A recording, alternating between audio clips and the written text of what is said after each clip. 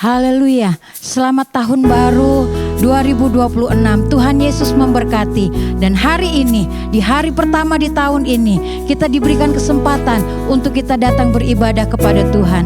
Mari kita mengucap syukur kepada Tuhan dalam ibadah ini. Kita nyanyikan puji-pujian kepada Tuhan. Dengan ucapan syukur kita kepada Tuhan. Nyanyikan pujian, ku bersyukur buat kasih-Mu menyelamatkan hidupku. Haleluya. Ku bersyukur buat kasih-Mu menyelamatkan hidupku. Oh Yesus, Tuhan dan Rajaku. Dengan apa akan ku balas anugerah-Mu yang ajaib. Biarlah hidupku selalu menyenangkan hati-Mu. Betapa kagum ku melihat perbuatan tangan-Mu, ajaib dan mulianya kuasa-Mu nyata dalam hidupku. Sungguh ku tak dapat mengerti besarnya karya-Mu. Oh indahnya, oh heran kasih-Mu.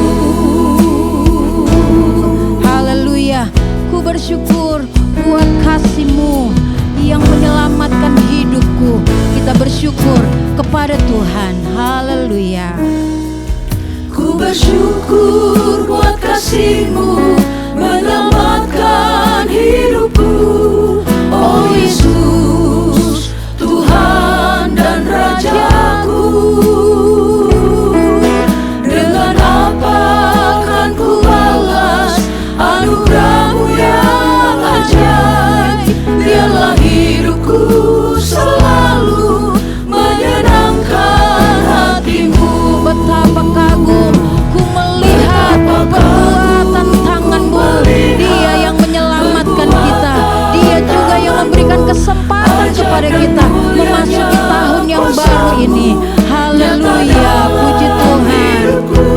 Sungguh ku tak dapat mengerti besarnya karya-Mu. Oh indahnya, oh heran kasih-Mu. Betapa kagum ku melihat perbuatan tangan-Mu. Amin, haleluya. Perbuatan tangan-Mu, ajaib dan mulianya kuasa-Mu nyata dalam hidupku.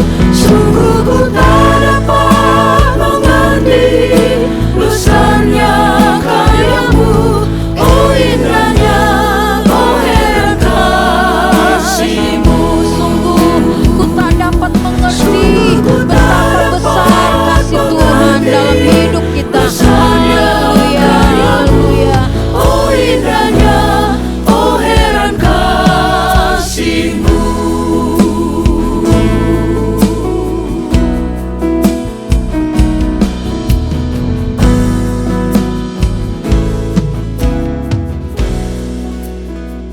Haleluya, haleluya.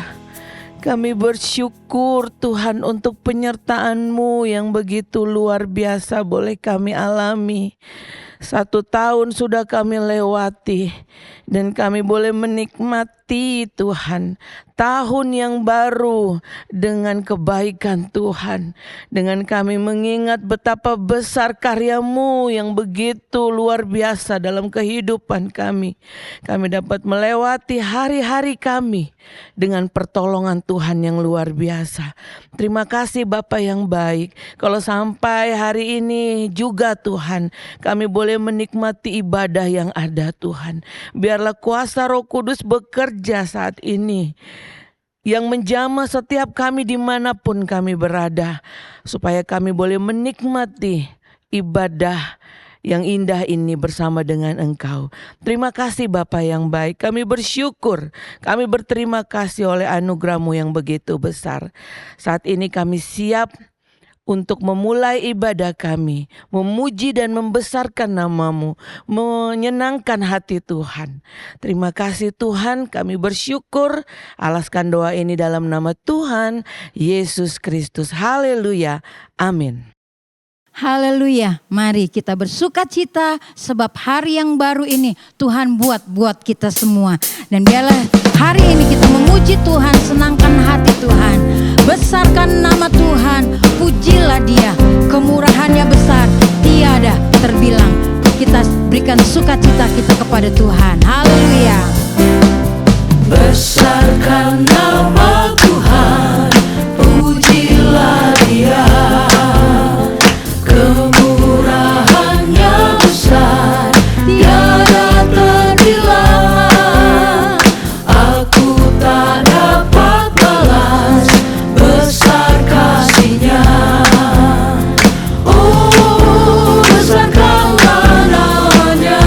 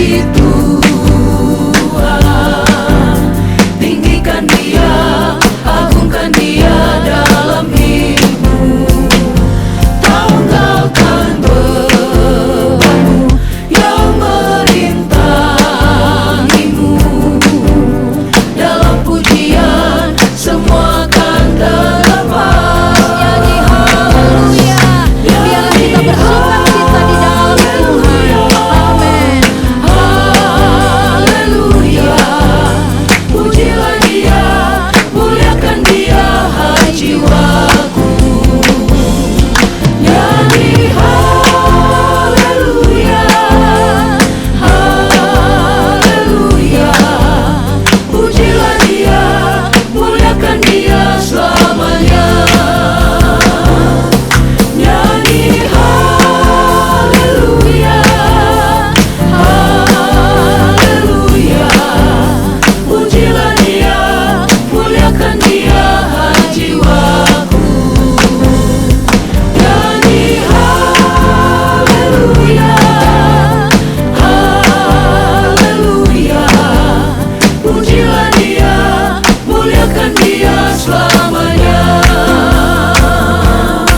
Aku memuliakan Tuhan dan hatiku bergembira di dalam Dia. Puji Tuhan. Dan hatiku bergembira dalam Dia, karena perbuatannya amat besar dan suci namanya. Memuliakan Tuhan. Memuliakan Tuhan. Dan hatiku bergembira dalam Dia, karena perbuatannya amat besar dan suci namanya.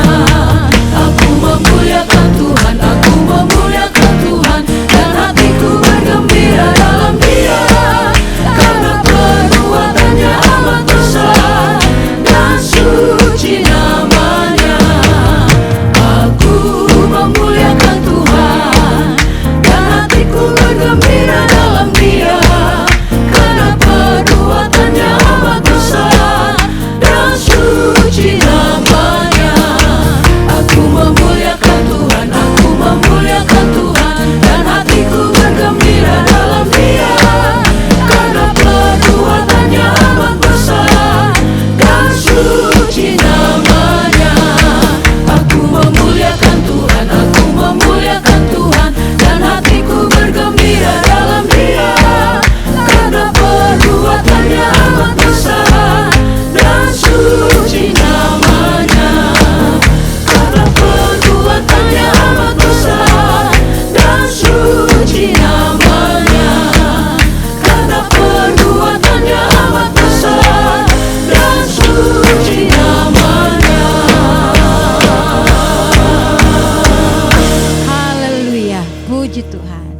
Kita sebagai orang yang telah dipanggil untuk menjadi pengikut Kristus, biarlah hidup kita berpadanan dengan panggilan itu, sesuai dengan firman Tuhan, sesuai dengan kehendak-Nya.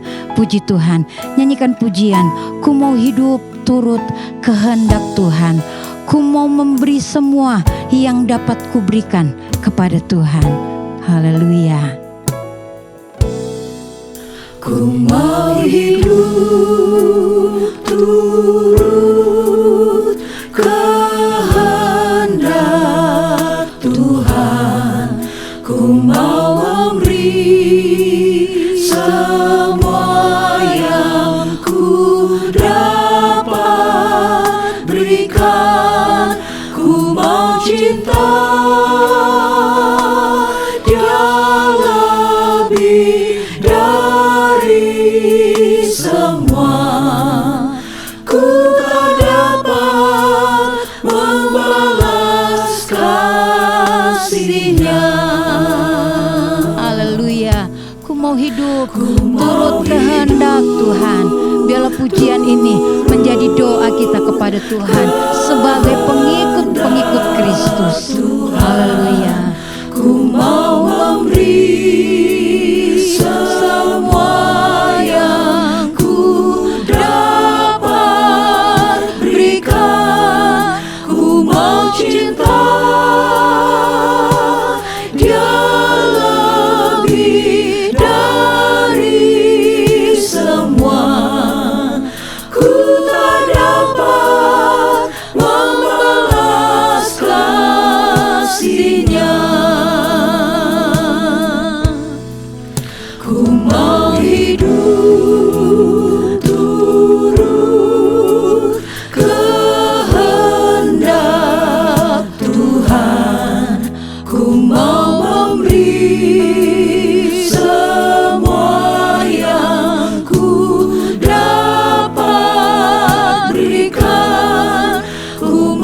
cinta,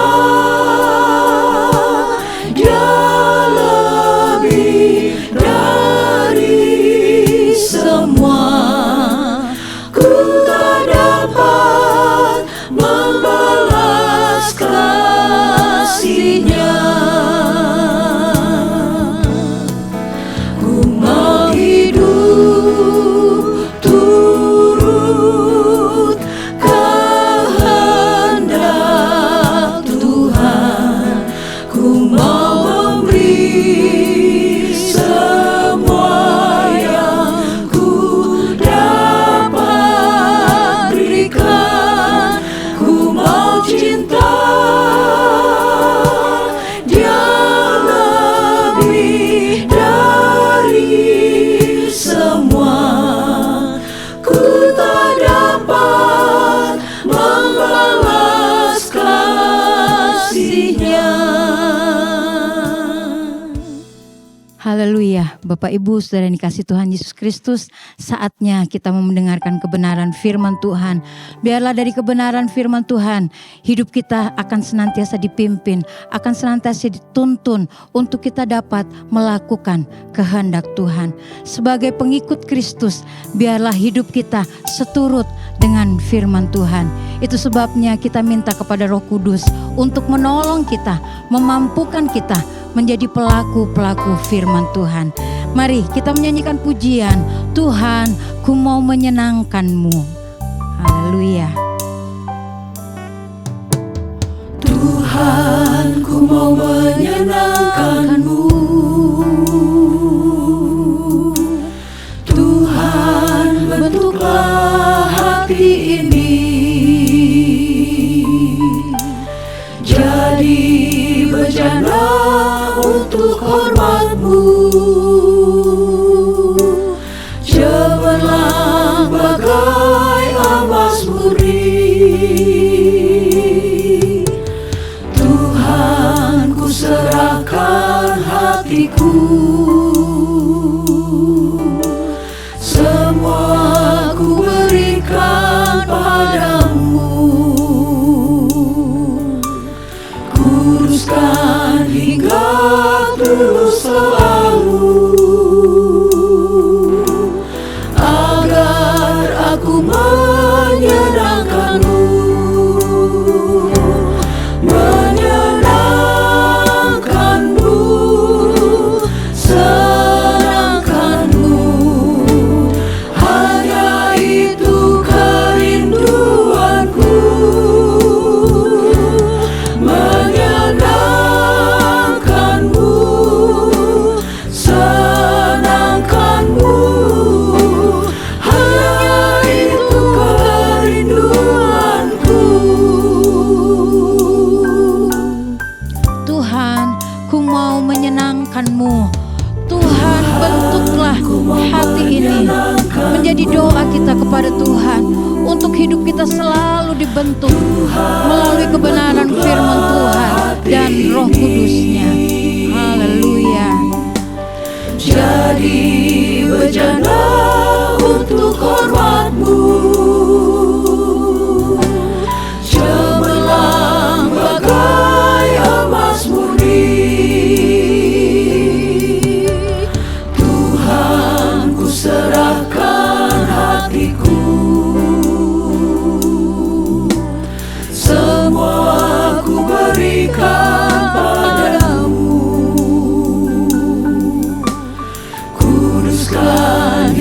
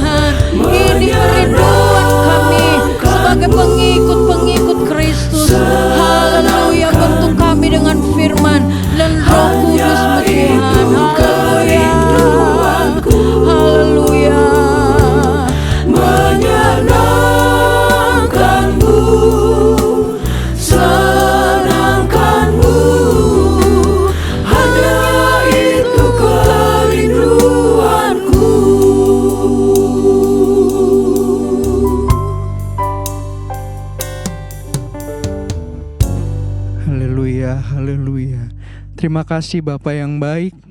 Kami mengucap syukur atas kebaikan-Mu di dalam kehidupan kami Tuhan.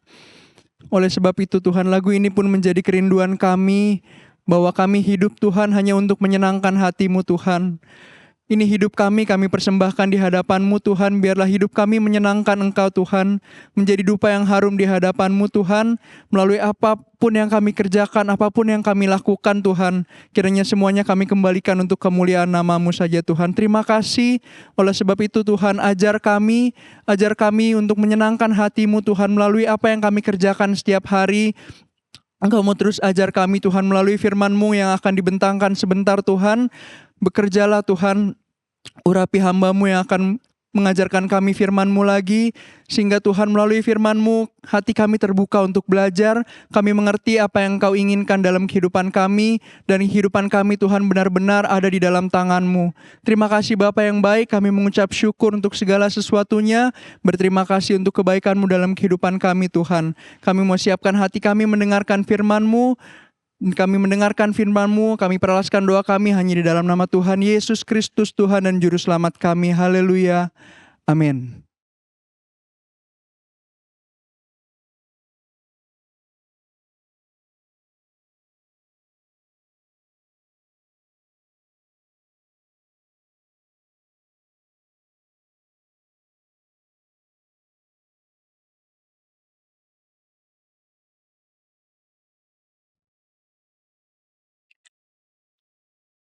Puji Tuhan, Bapak Ibu, Saudara-saudari sekalian, melalui kesempatan ini saya ingin mengucapkan selamat memasuki tahun baru 2026 dan kita sama-sama berdoa, kita minta pimpinan Tuhan, penjagaan Tuhan, penyertaan Tuhan sepanjang tahun yang baru ini, sepanjang tahun yang akan berjalan ini. Dan biarlah berkat-berkat Tuhan juga tentunya menjadi bagian dari kita semua di tahun 2026 ini. Dan seperti biasa dilakukan oleh dunia usaha, untuk memulai satu tahun yang baru, umumnya mereka mengevaluasi dulu apa yang sudah mereka kerjakan, apa yang mereka sudah hasilkan dari pekerjaan mereka, dari usaha mereka sepanjang tahun sebelumnya, untuk menentukan target di tahun yang berjalan ini, di tahun yang baru ini. Sebagai orang Kristen, sebagai orang yang beriman kepada Tuhan, ada baiknya juga kalau kita mulai mencoba untuk mengevaluasi diri. Ya, bukan dengan usaha-usaha kita, tetapi kita mengintrospeksi diri, apakah kita masih layak disebut orang Kristen? Apakah iman kepada Kristus itu masih ada pada kita? Atau sebenarnya Kristen itu hanya menjadi satu pelengkap identitas diri kita, tapi kita sendiri tidak menghidupi iman itu. Apakah orang Kristen sebenarnya? Siapakah orang Kristen? Ya, orang Kristen adalah orang yang sudah menjadi milik Kristus. Sudah menjadi milik Kristus. Kenapa? Karena Kristus sudah membayar, sudah membeli mereka dengan harga yang mahal. Mereka sudah lunas, dosa-dosa sudah diampuni. Mengikut ajarannya Kristus. Itu adalah orang-orang Kristen. Di dalam Alkitab juga dipakai istilah orang percaya, murid-murid, bahkan juga disebut sebagai anak-anak Allah. Dan di dalam kitab Kisah Para Rasul, kita mengetahui bahwa murid-murid pertama kali disebut sebagai orang Kristen adalah di kota Antiokhia. Baik, Bapak Ibu Saudara-saudari sekalian, untuk hari ini ayat pokok kita diambil dari suratan Efesus pasal yang keempat. Suratan Efesus pasal yang keempat ayat 1 sampai yang ketiga. Saya bacakan bagi kita semua. Sebab itu aku menasihatkan kamu, aku orang yang dipenjarakan karena Tuhan, supaya hidupmu sebagai orang-orang yang telah dipanggil berpadanan dengan panggilan itu, hendaklah kamu selalu rendah hati, lemah lembut dan sabar. Tunjukkanlah kasihmu dalam hal saling membantu, dan berusahalah memelihara kesatuan roh oleh ikatan damai sejahtera. Ini merupakan surat yang ditulis oleh Rasul Paulus untuk jemaat di Efesus, dan Rasul Paulus menasehatkan jemaat supaya mereka hidup berpadanan. Artinya supaya mereka hidup sesuai, pantas, dan selaras dengan panggilan itu.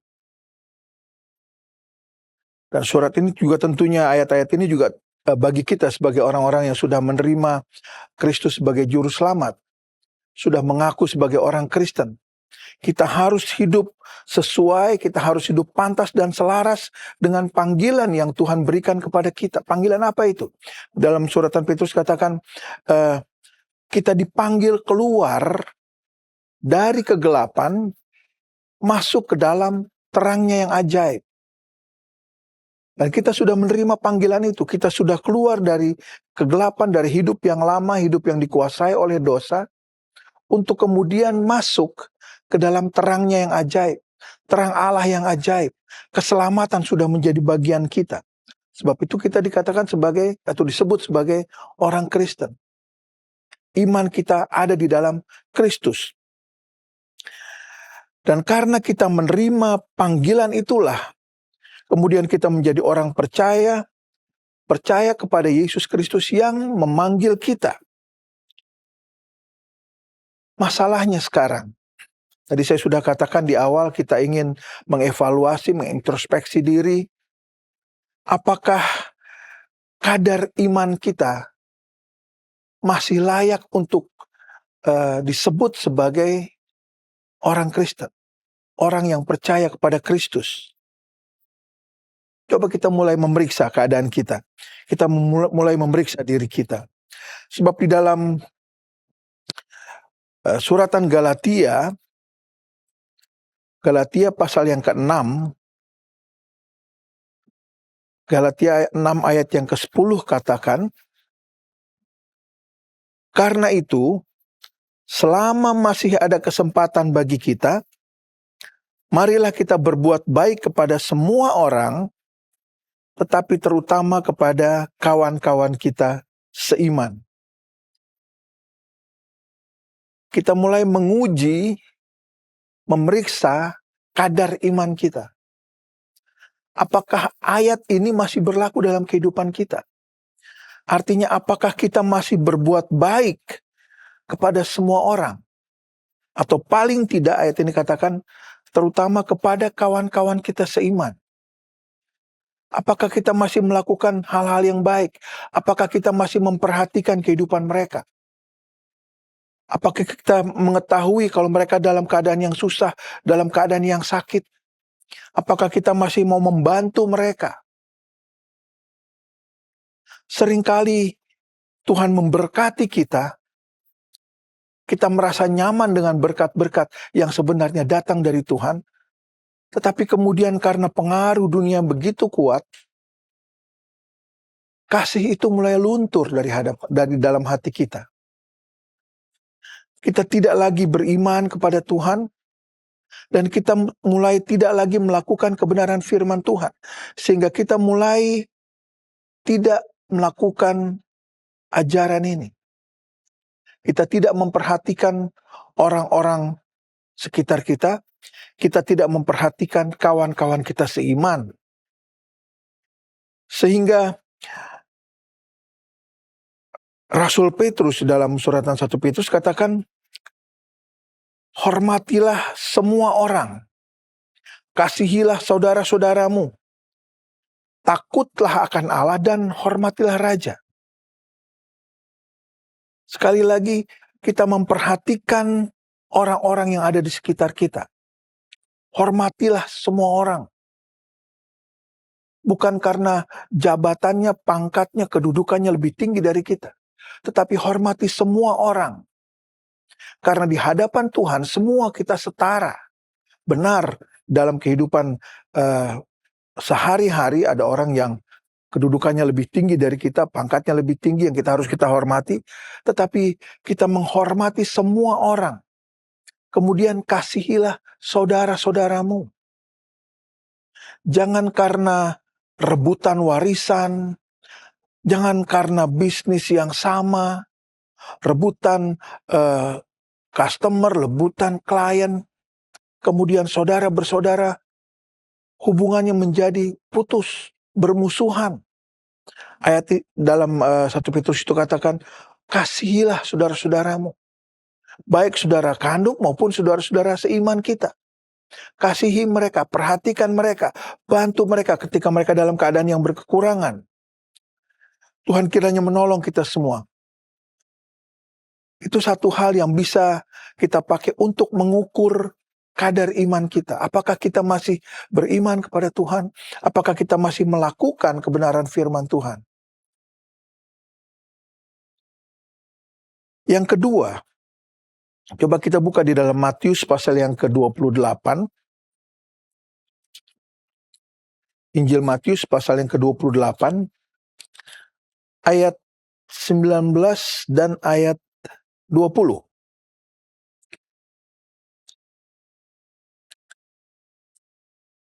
Matius pasal 28 ayat 19 dan ke-20. Ini dikenal dengan amanat agung. Situ dikatakan, karena itu pergilah, jadikanlah semua bangsa muridku, dan baptislah mereka dalam nama Bapa dan Anak dan Roh Kudus. Dan ajarlah mereka melakukan segala sesuatu yang telah kuperintahkan kepadamu. Dan ketahuilah, aku menyertai kamu senantiasa sampai akhir zaman. Ini perintah yang Yesus berikan kepada murid-murid. Perintah yang harus dilaksanakan oleh murid-murid. Perintah yang harus juga dilaksanakan oleh orang-orang yang mengaku Kristen. Orang-orang yang mengaku imannya ada di dalam Kristus. Sekarang kita periksa keadaan kita. Apakah kita masih melakukan perintah ini? Apakah kita masih layak disebut murid? Murid artinya kita mempunyai guru. Apakah kita masih belajar dari kehidupan Yesus? Apakah kita masih belajar dari iman yang Tuhan berikan kepada kita? Apakah kita masih menjadi saksi bagi orang lain? Kita hidup, bermasyarakat, kita berhubungan dengan banyak orang. Pada saat itulah kita harusnya, kalau kita masih mengaku sebagai orang Kristen, sebagai orang yang beriman di dalam Kristus, kita harus melakukan perintah firman Allah. Dan perintah firman Allah jelas di sini, jadikan semua bangsa muridku. Ajar mereka melakukan segala sesuatu yang telah kuperintahkan kepadamu. Jadi kita tidak diam saja, tapi kita pakai mulut kita, pengetahuan firman yang sudah kita terima. Untuk apa? Untuk kita mulai bersaksi kepada orang. Terutama kepada mereka yang belum mengenal dan belum mau menerima Yesus sebagai juru selamat. Ceritakan pengalaman kita sebagai orang-orang yang beriman di dalam Kristus, sebagai orang-orang yang disebut sebagai orang Kristen. Tunjukkan kebaikan kita, tunjukkan diri kita. Hidup kita bisa juga menjadi satu kesaksian bagi orang-orang itu. Dan itu harus dilaksanakan. Kalau kita masih mau mengaku sebagai orang Kristen, laksanakan kebenaran firman Tuhan. Artinya, bersaksilah, menjadi saksi dimanapun kita berada. Dan saya percaya Roh Kudus dan firman Allah akan memberikan kemampuan kepada kita, melengkapi kita, sehingga kita dapat menjalankan tugas ini, apa yang sudah dipercayakan kepada kita, yang Tuhan percayakan kepada kita.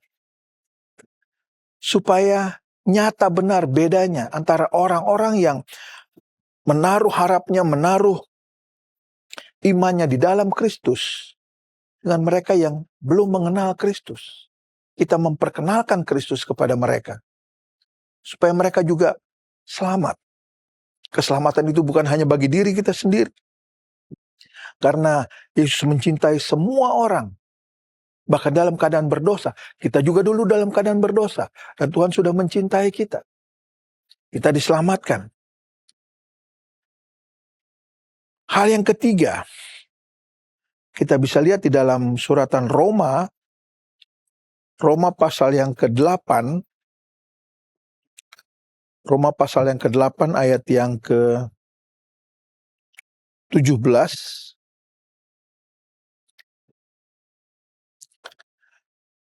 Ayat ini katakan, dan jika kita adalah anak, maka kita juga adalah ahli waris.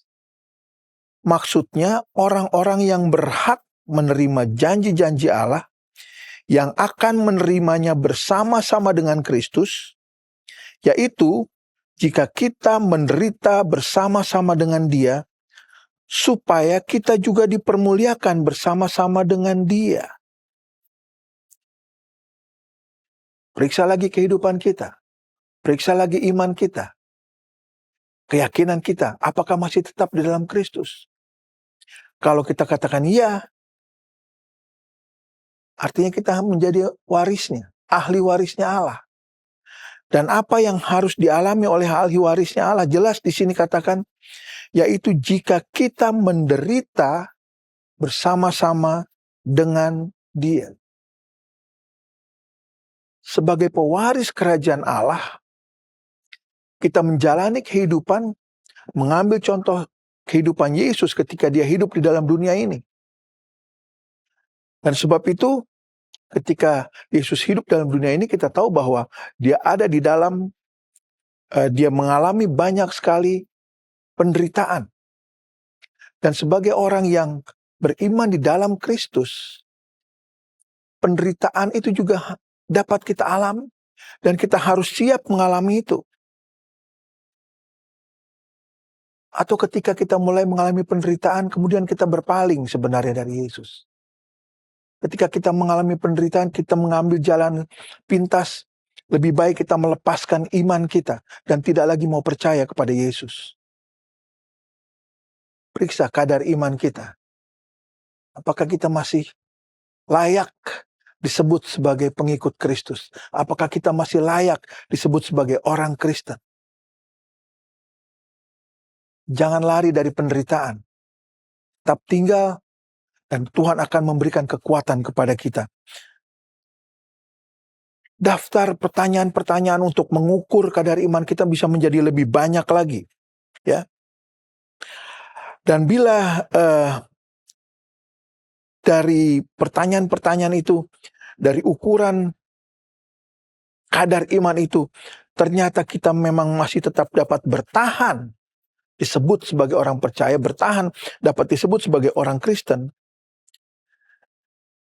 Bagaimana kemudian caranya supaya kita juga dapat hidup berpadanan, hidup selaras dengan panggilan Allah tersebut. Allah yang sudah memanggil kita keluar dari kegelapan masuk ke dalam terangnya yang ajaib. Bagaimana kita hidup selaras, berpadanan dengan panggilan itu?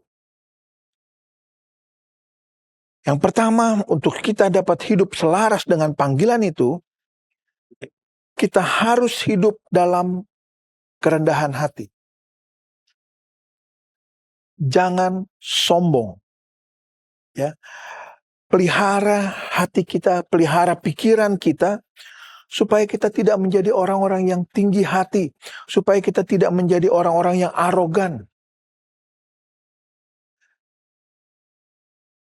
Seseorang harusnya tetap bisa menjadi orang yang rendah hati, sekalipun secara sosial dalam pergaulan atau di dalam kehidupan masyarakat, dia memiliki posisi yang tinggi. Dia harus dihormati karena dia sebagai pemimpin. Tetapi status itu tidak membuat kemudian dia tidak bisa rendah hati. Status sosial kita, kedudukan kita, harta kita tidak harus menyebabkan kita menjadi orang yang sombong, tapi kita tetap harus menjaga perasaan hati kita tetap rendah hati. Kerendahan hati bukan berarti kita menjadi pengecut atau lemah. Ya, rendah hati justru kita mempertahankan prinsip. Sebab di dalam Injil Matius pasal yang ke-11, Injil Matius pasal 11 ayat 29 dan 30, jelas di situ dikatakan, "Pikulah kuk yang kupasang dan belajarlah padaku, karena aku lemah lembut dan rendah hati, dan jiwamu akan mendapat ketenangan. Sebab kuk yang kupasang itu enak dan bebanku pun ringan." Belajar kepada Yesus. Kalau kita masih mengaku iman kita di dalam Kristus, belajar untuk menanggung kuk yang dipasang, pikulan yang dipasang. Supaya apa? Supaya kita rendah hati. Kita ingin menjadi orang-orang yang sesuai dengan apa yang Tuhan mau dari kehidupan kita.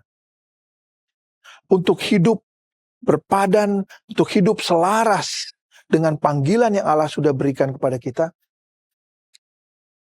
hiduplah rendah hati di hadapan manusia, rendah hati di hadapan Allah. Tuhan yang akan meninggikan kita. Ayat lain di dalam Roma, Paulus mengatakan kita harus sehati sepikir dalam hidup kita bersama-sama sebagai umat Tuhan, sebagai manusia tentunya. Dan jangan kemudian kita memikirkan perkara-perkara yang terlalu tinggi. Jangan memasang target-target yang jauh di atas, yang tidak bisa kita jangkau, ya. Sebab ada kesombongan di situ. Ayat itu katakan, arahkan dirimu pada perkara-perkara yang sederhana. Hiduplah sederhana. Mengikuti kehidupan seperti Yesus. Yesus hidup sederhana. Dari satu tempat ke tempat lain. Berjalan. Makan apa adanya yang disediakan. Apa adanya yang ada di hidangan. Itu yang dilakukan oleh Yesus. Kita hidup dengan sederhana. Pikirkan hal-hal yang sederhana. Dan jangan menganggap diri kita pandai. Itu satu kesombongan. Ada orang-orang yang menganggap bahwa dia mampu, dia memiliki ilmu pengetahuan yang banyak, dapat melakukan segala perkara. Mereka jatuh di dalam dosa karena kesombongan. Selain kita harus hidup dalam kerendahan hati, kita juga harus memiliki sikap lemah lembut. Yang berarti kita hidup dengan baik, dengan lembut, rendah hati, penuh perhatian. Lemah lembut adalah satu sikap yang memiliki kekuatan untuk mengawasi dan disiplin yang tepat pada waktunya. Lemah lembut juga bukan satu kelemahan. Lemah lembut kita menjaga sikap kita. Tetapi kita tetap memberikan perhatian. Sekali lagi lemah lembut, sikap lemah lembut itu memiliki kekuatan untuk mengawasi segala hal. Melihat apakah sesuatu berjalan dengan baik.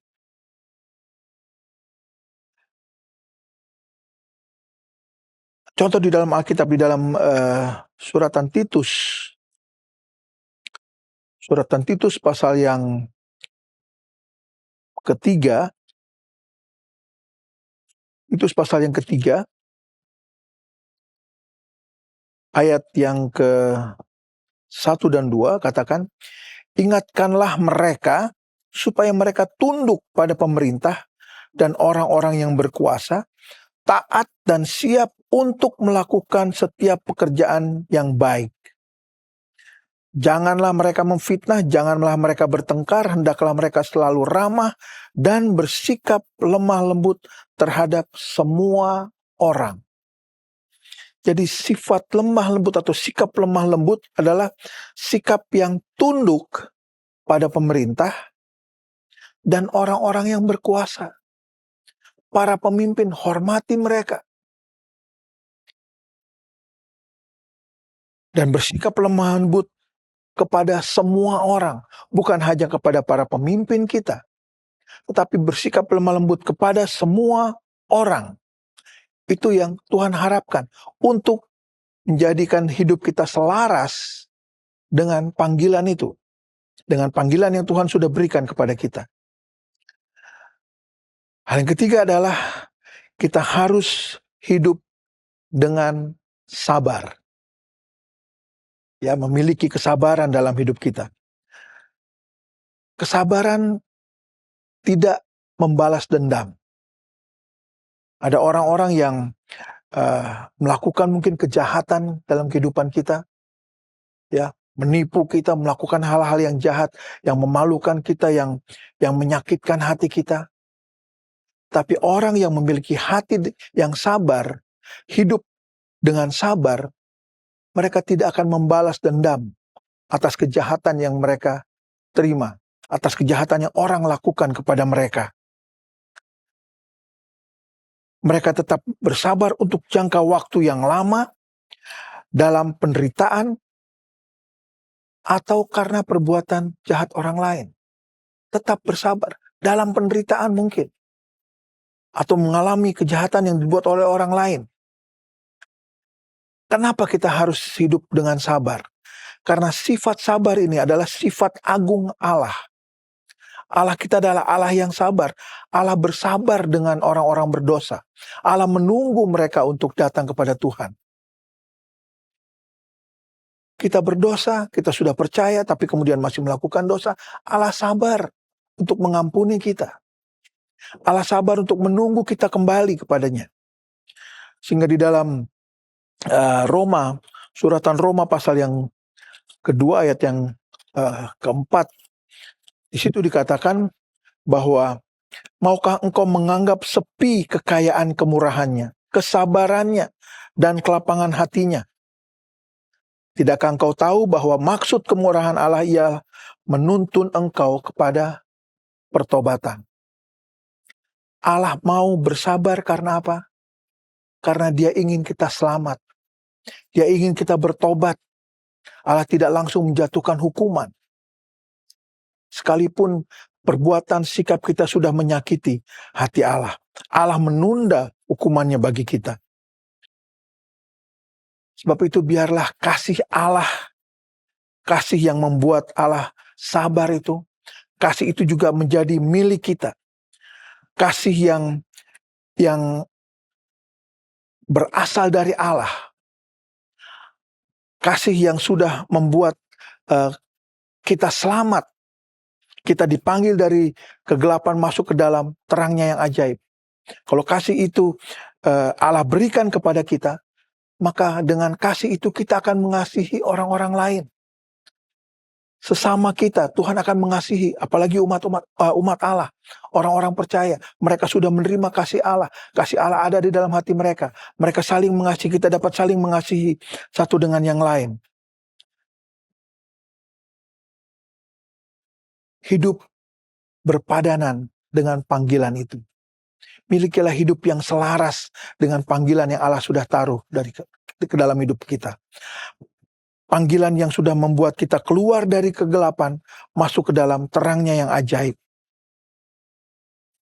Evaluasi, introspeksi hidup kita di hari pertama dari tahun 2026 ini.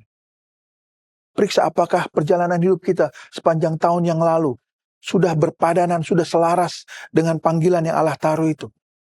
Atau sebenarnya iman kita sudah tidak lagi ada di dalam Kristus. Kita sudah beralih berpaling kepada keyakinan-keyakinan lain. Kita sudah lebih mengandalkan kekuatan-kekuatan lain daripada mengandalkan Tuhan sendiri. Apakah kita masih layak disebut orang Kristen atau anak Tuhan? Periksa diri kita dan jalani tahun 2026 dengan melekat di dalam Tuhan. Kasih Allah ada pada kita, kemurahan Allah masih berlaku dalam kehidupan kita. Kalau kita melakukan hal-hal yang salah di tahun yang lalu, kita perbarui semua di tahun yang baru ini. Hidup dekat dengan Tuhan, hidup selaras dengan Tuhan. Itulah kehidupan sebagai orang Kristen. Tuhan Yesus memberkati kita semua. Puji Tuhan.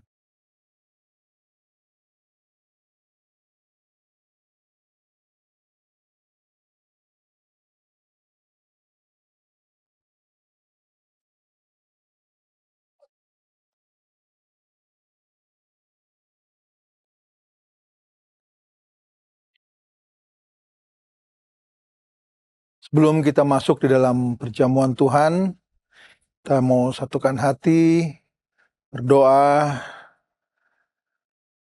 minta kepada Tuhan supaya Tuhan kuduskan, layakan kita untuk masuk di dalam persekutuan dengan Tuhan. Allah Bapa di dalam sorga, kami berterima kasih untuk kesempatan yang masih Tuhan berikan kepada kami. Mati kehadiran Tuhan dalam ibadah kami sekalipun dilaksanakan secara online. Terima kasih untuk apa yang sudah kami dapat buat. Kami boleh memuji, membesarkan nama Tuhan. Kami boleh mendengarkan firman Tuhan. Kami tahu kehidupan kami sebagai orang-orang yang mengaku sebagai orang Kristen, sebagai orang yang beriman kepada Tuhan.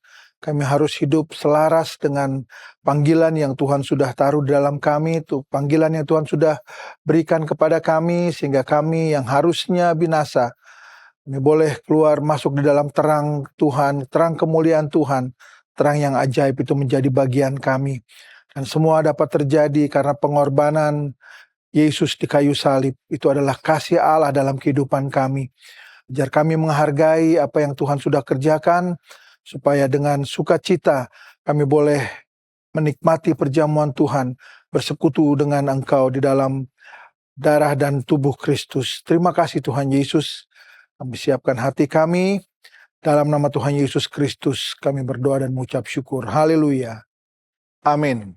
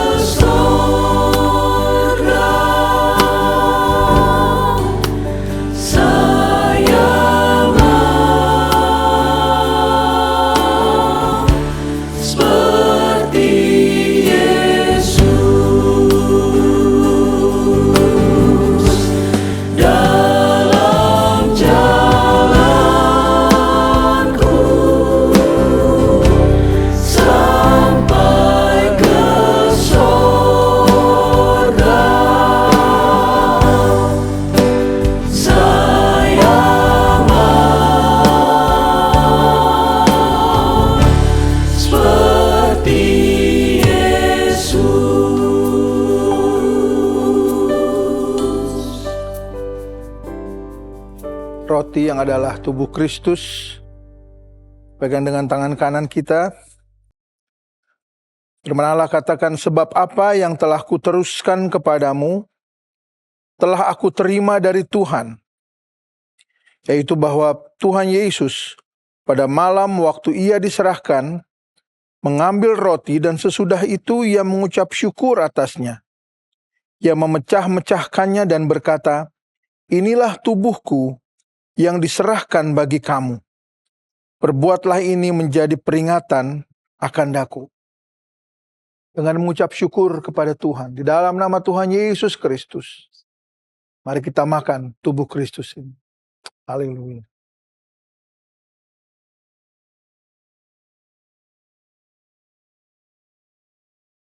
Haleluya. Haleluya.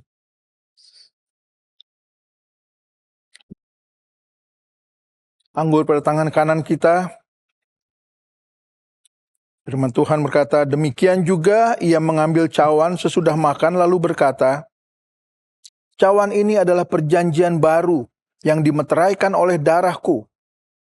Perbuatlah ini setiap kali kamu meminumnya menjadi peringatan akan aku. Sebab setiap kali kamu makan roti ini dan minum cawan ini, kamu memberitakan kematian Tuhan sampai ia datang. Kita minum dari darah Kristus dalam nama Tuhan Yesus Kristus. Haleluya.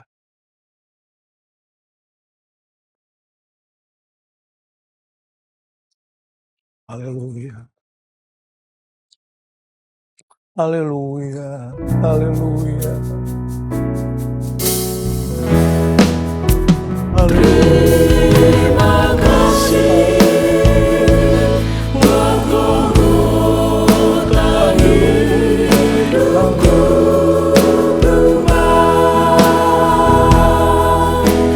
Terima kasih buat Golgotaku bebas. Hatiku penuh syukur yang tak terkata. Terima kasih buat Golgotaku selamat.